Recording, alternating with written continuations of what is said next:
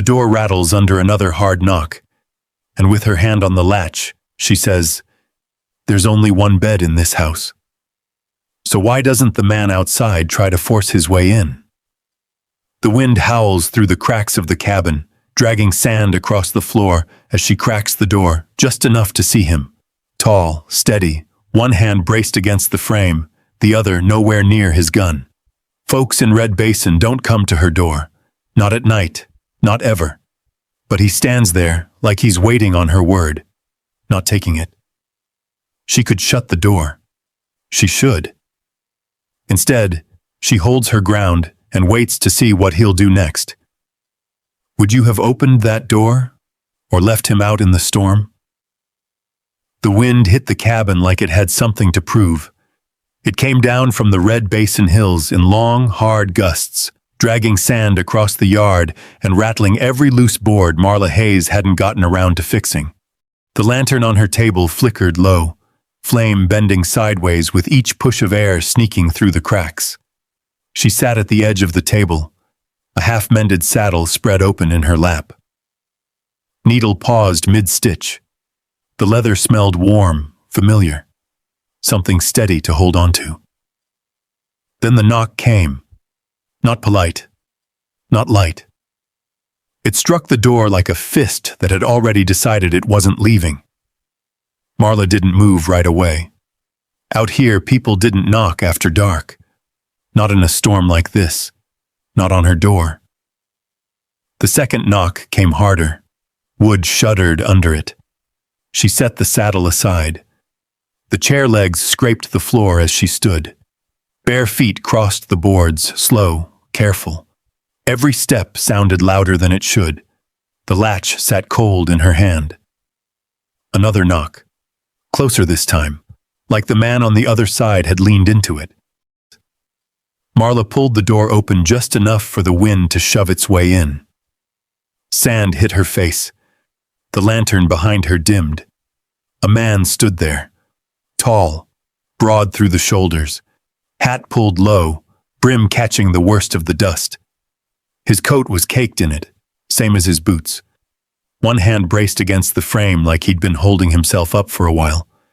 He didn't step forward. Didn't speak right away either. Just stood there and let her look. His breath showed in the cold. Slow. Even. Marla tightened her grip on the door. "I don't take in strangers," she said.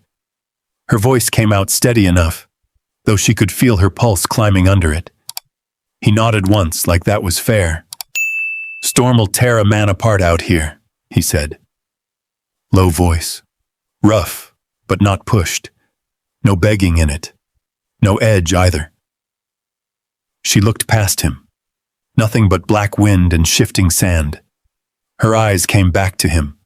Took in the gun at his hip. The way his hand stayed clear of it. "My room," she said, words catching just enough to make her swallow once. "Has only one bed." It hung there between them. Half warning, half excuse. The man didn't move. Then he said, simple as anything, "Then I'll sleep on the floor." No smile, no step closer. Just the answer. Marla watched him a long second. The wind pushed again, harder. The door strained against her hand. He didn't try to come in, didn't try to convince her. Just waited. She stepped back. Not much. Just enough. The man ducked his head and came inside, careful not to brush against her as he passed. He closed the door behind him with his own weight, leaning it shut against the wind until the latch caught. The room settled into a low, tight quiet. He took off his hat. Sand slid from the brim onto the floor. He set it down by the wall, then unrolled a worn blanket from behind his saddle. No looking around. No questions. Just work. Marla stayed where she was, one hand still near the door. He laid the blanket flat on the floor, near the far wall. Not close to the bed. Not close to her. Far enough. He sat down, boots still on, back resting against the boards, hands loose over his knees, like he meant to stay exactly there. Marla crossed the room slowly, picked up the saddle again, though she didn't sit. Her eyes moved over him in pieces, dust on his collar, a tear along one sleeve, stitched rough, knuckles scarred, but still, nothing restless in him, nothing reaching. "You got a name?" she asked. He glanced up, not quick, not slow. "Jonah Rourke." She nodded once, set the saddle back on the table. "Marla Hayes." He dipped his head a fraction. That was all. The wind howled outside. The cabin creaked, but it held. Marla moved to the stove, poured water into a tin cup, set it over the flame.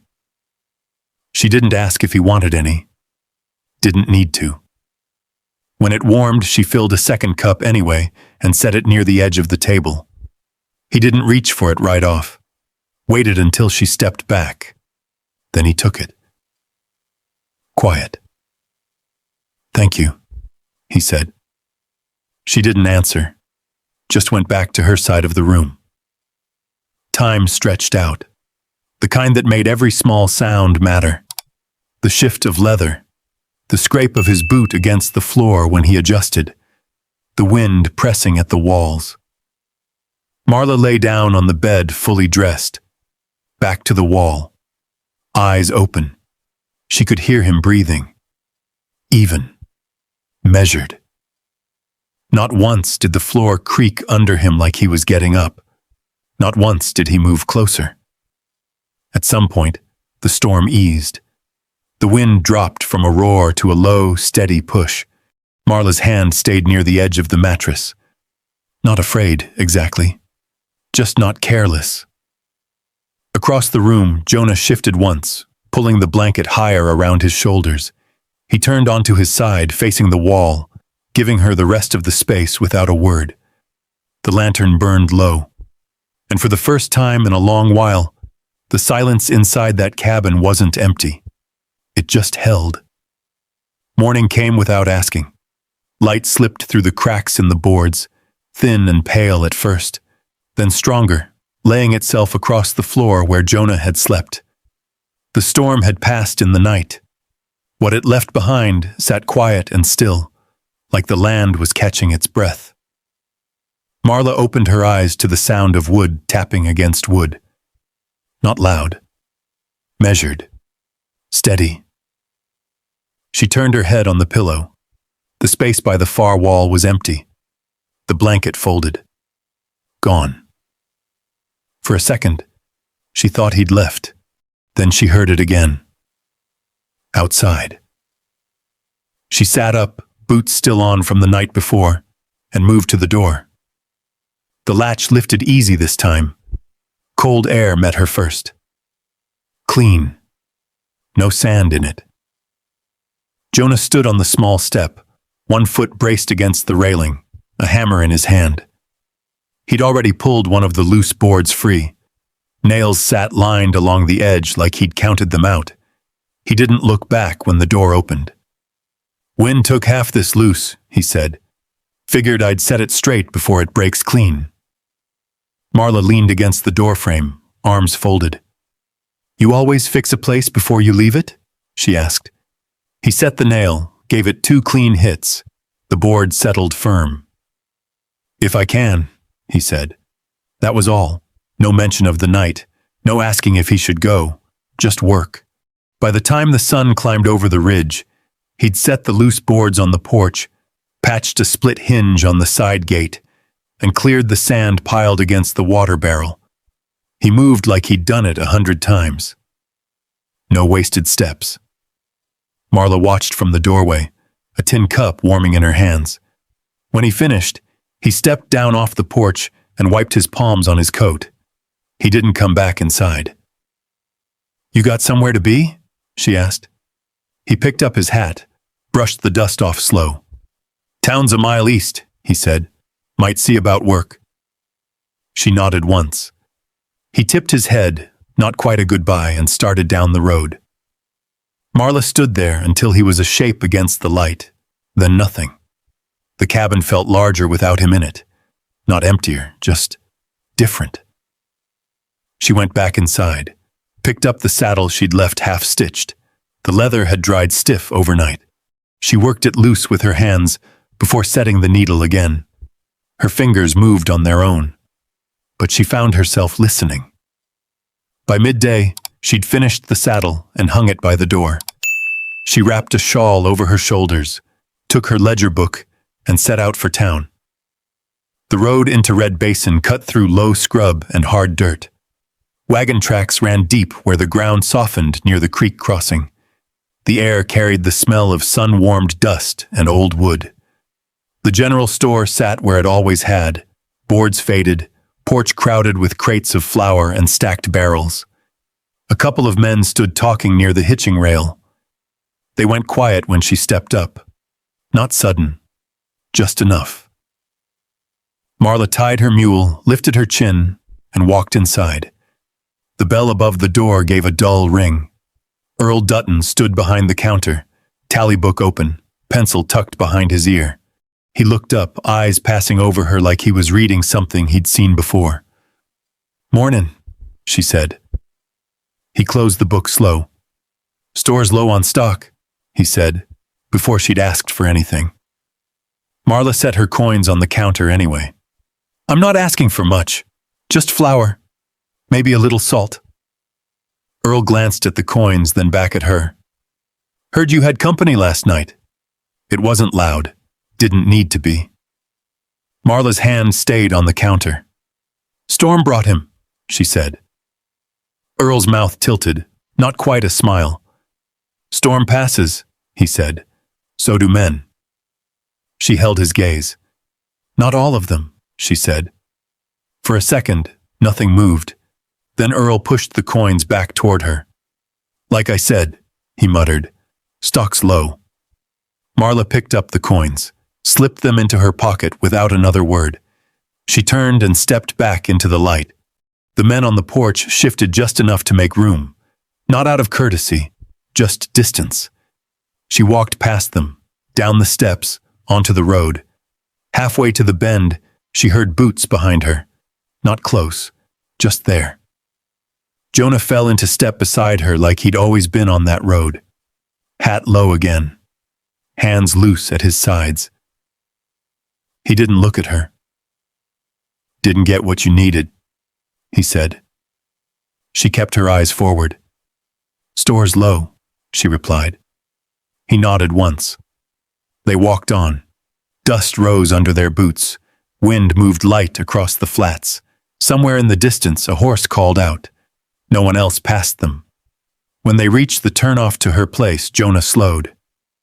"I'll come by before dark," he said. She stopped. "You don't have to," she said. He looked at her then, not long, just enough. "I know," he said. Then he went on. Marla stood in the road a moment longer than she meant to. Then she turned toward the cabin.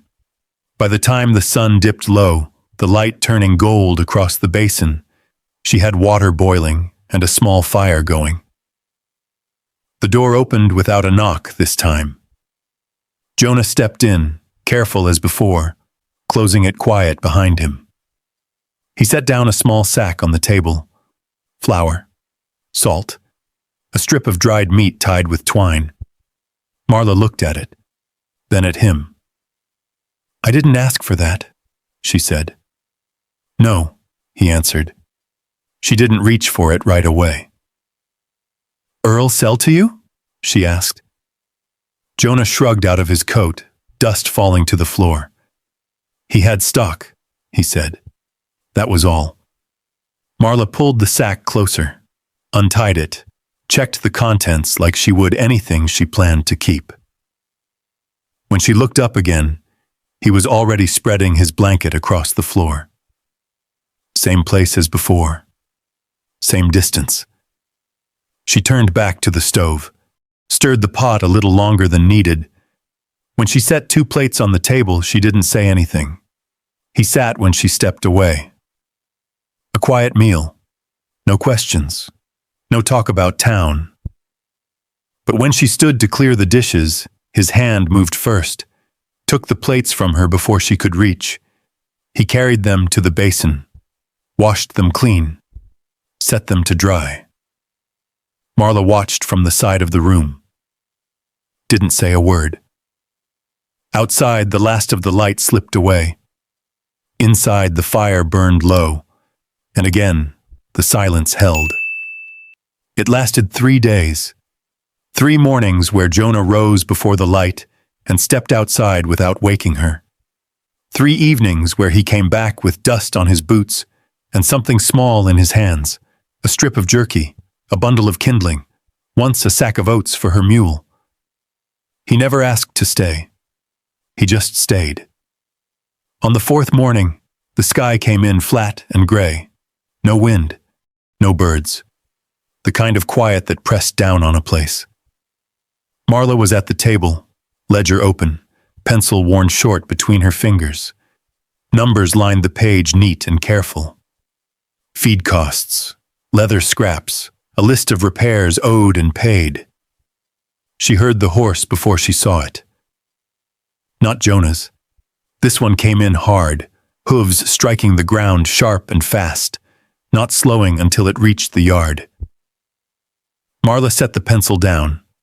Jonah was already on his feet. He didn't reach for his gun. Just stood near the door, waiting. The knock came once. Not like the night of the storm. Not desperate. This one expected to be answered. Marla opened the door. A woman sat tall in the saddle. Mid-40s, maybe. Coat clean, hat set straight. One hand held the reins. The other held a folded paper. Her eyes moved over Marla quick, then past her into the cabin. "You're Hayes?" she asked. Marla nodded. The woman extended the paper without getting down. "Name's Clara Pike." Marla took it. The paper was thick, official, ink stamped near the bottom. She unfolded it slow, eyes moving line by line. Her fingers tightened before she reached the end. Jonah watched from inside, saying nothing. "What is it?" he asked after a moment. Marla didn't answer right away. She read it again, slower. Then she handed it to him. "Debt notice, she said. "From my father." Clara shifted in the saddle. 10 days, she said. "After that, the land goes back to the claimant." "This land was settled," Marla said, her voice even. Clara's gaze didn't change. "Settled don't mean cleared," she replied. "Your father borrowed against it, never paid." Marla folded the paper once more, creasing it sharp. "How much?" she asked. Clara named the number. It sat there between them, heavy as iron. Marla didn't flinch. 10 days, Clara repeated, then turned her horse without another word. Hooves carried her back the way she came, dust lifting behind her. The yard fell quiet again. Marla stood in the doorway a long time. Jonah stepped forward, looked at the paper again, then set it on the table. "You knew about this?" he asked. She shook her head once. "He didn't leave much to say," she replied. Jonah glanced around the cabin. The patched boards, the tools lined careful on the wall, the saddle she'd just finished hanging. "You got anything put by?" he asked. Marla let out a short breath. "If I did," she said, "I wouldn't be fixing other folks' gear to get by." He nodded, took that in. "We can figure something," he said. She turned then, looked at him full. "There is no we," she said. "Not sharp, just plain." Jonah didn't answer right off. Marla moved past him, went to the corner where her trunk sat. It wasn't large. Wood worn smooth at the edges from years of use. She opened it. Inside lay folded clothes, a wrapped bundle of letters, a Bible with the cover worn thin. She began placing things in slow, careful order, not hurried, not unsure. Jonah watched her for a moment. "You're leaving," he said. She didn't stop. "If I'm gone before they come to take it," she said, "they won't have anything to take. That's not fixing it. It's ending it on my terms." He stepped closer to the table, one hand resting on the edge. "You built this place," he said. She gave a quiet shake of her head. "I kept it standing," she replied. "That's not the same thing." The room went still. Jonah picked up the paper again. Read the lines once more, slower this time. His jaw tightened just enough to show. "You're not walking out because of this," he said. Marla stopped. Just for a second. Then she closed the trunk halfway, resting her hands on the lid. "I've been walking alone my whole life," she said. Her voice didn't rise, didn't break. It settled in the room like something already decided. Jonah looked at her. Really looked this time. At the way her shoulders held steady. At the way her hands didn't shake, even now. He set the paper back down. "That don't make it right," he said. She met his eyes. "Right or not," she answered, "it's mine." Neither of them moved. Outside, the gray sky pressed lower. The air thickened, like another storm might be waiting its turn. Inside, the fire burned low. Marla turned back to the trunk, folded the last of her things, set the lid down, but didn't latch it. Jonah stayed where he was, didn't reach for her, didn't try to stop her. But he didn't step away either. Night came down slow, pressing against the windows until the cabin felt smaller than it was. Marla closed the trunk without latching it. She didn't look at Jonah when she moved past him to tend the fire. Neither of them spoke again. He took his place on the floor like before. Same distance, same quiet. But the space between them had changed. It wasn't just caution anymore. It was something tighter. Something waiting. Marla lay on the bed, eyes open to the dark. She listened to the wind return in low breaths, brushing the walls, testing them. At some point, she slept. When she woke, the room felt wrong. Too still. She pushed herself up. The blanket by the wall was folded, tight, neat. Jonah was gone. No sound outside. No horse shifting. No trace of him in the room except the space he'd left. Marla sat there a moment, hands resting on the blanket beneath her. Then she swung her feet to the floor. She moved through the morning the same as always. Water from the barrel. Fire lit. Coffee brewed thick in a tin pot. She drank it standing, eyes on the door. By noon, the trunk was tied. She set it near the door, one hand resting on the rope, not lifting it yet, just holding the thought of it. The road into town lay open. She stepped outside. The air had that dry edge again. Sun high. No clouds. She didn't look back at the cabin. Not yet. The town came into view slow, same as it always had. Low buildings, dust settling in the street, a wagon creaking past the well. But something felt off. People stood closer together than usual, heads turned in the same direction, voices low, then cutting off when she drew near. Marla slowed. The general store door stood open. Inside, more people than usual. Not shopping, watching. She stepped up onto the porch. Boards creaked under her weight. Inside, Earl Dutton stood behind the counter. Clara Pike beside him, her paper laid flat across the wood. And Jonah. He stood near the counter, back to the door. Hat off, shoulders squared. A leather pouch sat in his hand. Marla stopped in the doorway. No one spoke. Jonah didn't turn right away. He set the pouch down on the counter. The weight of it made a dull, heavy sound. Earl's eyes dropped to it, then back up. "That all of it?" he asked. Jonah gave a short nod. Earl pulled the pouch closer, loosened the drawstring, and looked inside. His fingers moved through the coins, slow at first, then faster. Clara leaned in, watching. The room held its breath. After a moment, Earl straightened. "It covers the note," he said. Clara didn't argue. She folded the paper once, then again, and slid it into her coat. "That settles it," she said. Jonah nodded once. Then he turned. His eyes met Marla's across the room. No surprise in them. Like he knew she'd come. Marla stepped forward. The crowd shifted, giving her space without meaning to. She stopped a few feet from him. "What did you do?" she asked. Her voice stayed even, but her hand tightened around the strap of her bag. Jonah didn't answer right away. Instead, he looked past her, toward the door, like he was measuring something. Then he said, quiet but clear, "The land stays with her. That's the end of it."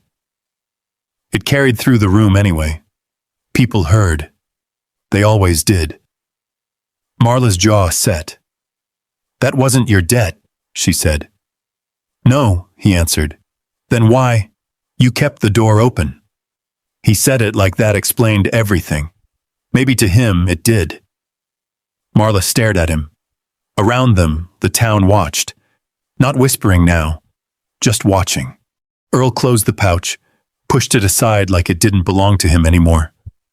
Clara stepped back, already turning toward the door. Business done. Marla took a breath. "You sold something," she said. Jonah shrugged once. "Had stock," he said. Same words, same tone. But this time she heard what sat behind them. She glanced down at his hands. The worn leather of his gloves. The faint marks where reins had sat for long hours. He had sold more than just stock. She looked back up. "You didn't ask me," she said. Jonah met her gaze. "No," he said. The silence stretched. This one felt different. Not empty. Not waiting. Full. Marla shifted her weight. The trunk waited back at the cabin. The road out of town still open. Nothing had been taken from her now. Nothing holding her. That should have made it simple. It didn't.